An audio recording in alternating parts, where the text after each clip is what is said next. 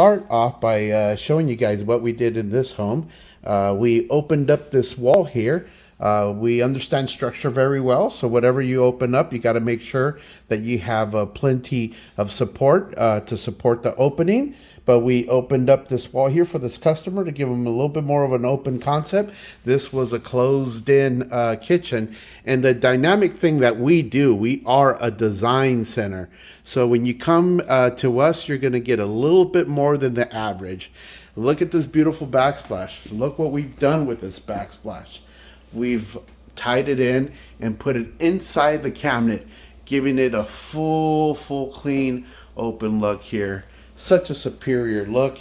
And moving on, just to show you all the other stuff that we did throughout this whole space here. Remodeled this whole space, and check this out.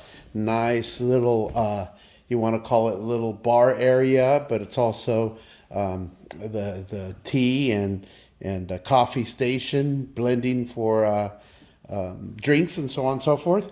Anyways, beautiful overhang. And what we did, we picked up the kitchen backsplash and applied it right underneath the island, just to give it a dynamic look, a dynamic place, a dynamic home.